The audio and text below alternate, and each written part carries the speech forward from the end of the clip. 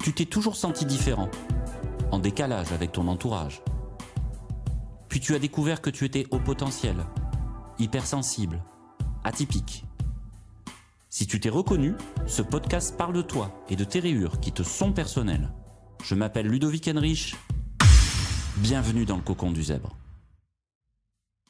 Installe-toi. Tu es ici chez toi. Quand est-ce que tu vas enfin trouver ta voie ? Cette question qui sonne comme une injonction supplémentaire, tu l'entends depuis ton adolescence, au moins. Tu as vu des conseillers d'orientation à l'époque qui t'ont demandé de choisir une filière, un métier. Ça n'est pas anormal. Mais ça sonne comme une question que tu entends depuis toujours.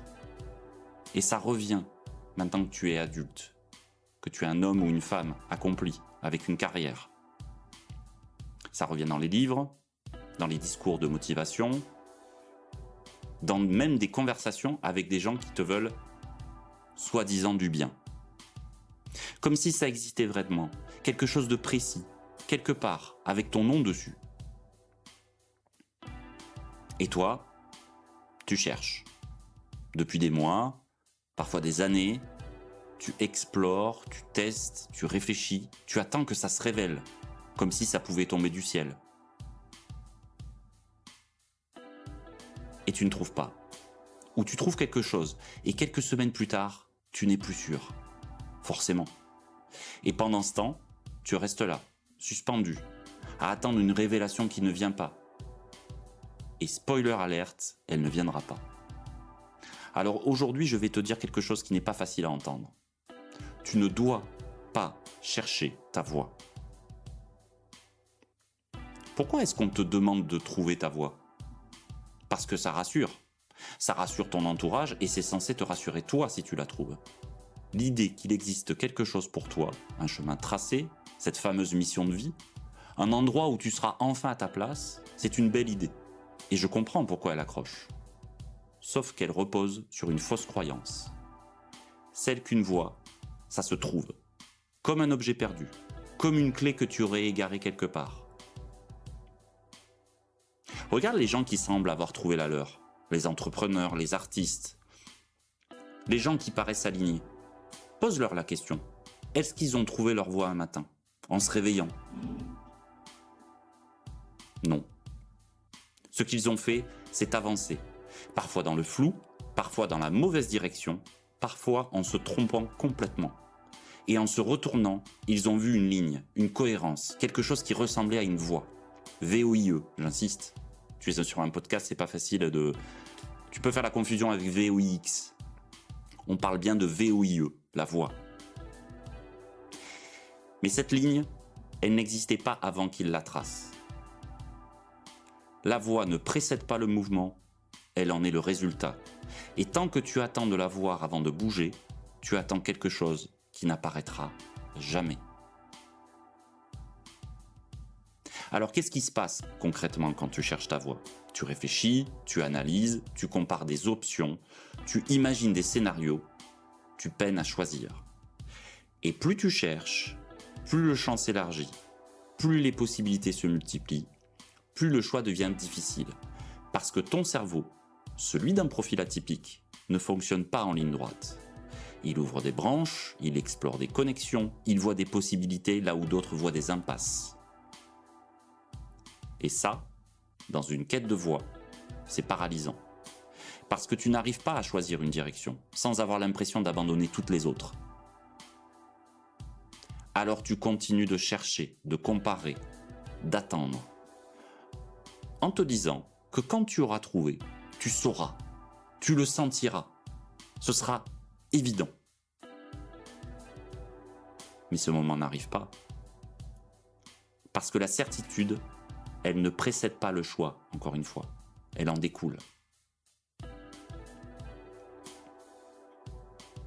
Et pendant que tu attends cette certitude, quelque chose d'autre se passe. Tu te compares à ceux qui semblent avoir trouvé, à ceux qui avancent, à ceux qui paraissent alignés. Et tu te demandes ce qui ne va pas chez toi. Pourquoi ça semble si simple pour eux ? Pourquoi toi tu bloques encore ? Alors tu cherches encore, tu lis encore, tu explores encore. et tu restes au même endroit. Ce n'est pas un manque de volonté. Ce n'est pas un manque d'intelligence. C'est le piège de la question elle-même. Parce que trouver sa voie, c'est une question qui n'a pas de réponse stable.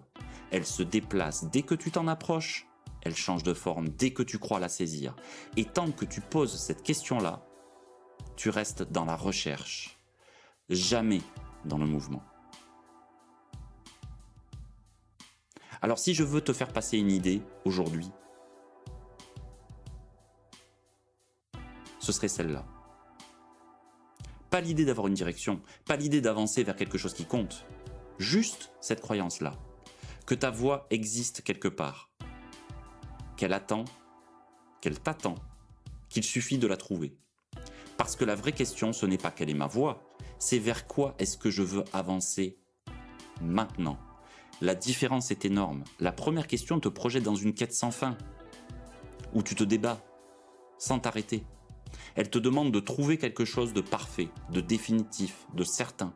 La deuxième te ramène à maintenant, à ce que tu es aujourd'hui, à ce qui compte pour toi en ce moment. Et maintenant, c'est là où tu peux agir. Pas dans la version parfaite de toi que tu n'es pas encore, mais d'ailleurs que tu ne seras jamais, pas dans la certitude que tu n'as pas encore. Ici, avec ce que tu as, avec ce que tu es. Parce que choisir une direction, même imparfaite, même provisoire, même floue, ça crée du mouvement. Et le mouvement, c'est là que les choses se révèlent. Pas dans la réflexion, pas dans l'attente, pas dans la recherche, dans l'action. Et cette direction que tu choisiras, elle n'a pas besoin d'être la bonne pour toujours. Un peu comme on le dirait dans les contes de fées. Elle a juste besoin d'être juste pour maintenant.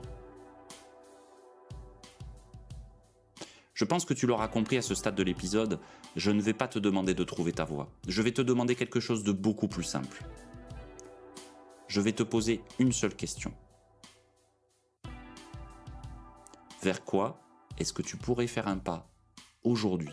Pas un plan complet, pas une décision définitive, pas une certitude. Un pas. Un seul. Dans une direction qui te semble juste maintenant. Parce que ce pas, il va révéler quelque chose. Soit il va confirmer que tu allais dans le bon sens, soit il va te montrer qu'il faut ajuster. Dans les deux cas, tu auras avancé. Et je te garantis que c'est infiniment plus utile que d'attendre encore. Ta voix ne t'attend pas quelque part. Tu la traces. Si ce contenu t'a plu et que tu penses qu'il peut aider quelqu'un, partage-le lui. En attendant, tu peux t'abonner sur Spotify et YouTube à mon contenu. C'était Ludovic depuis le Cocon. À très vite.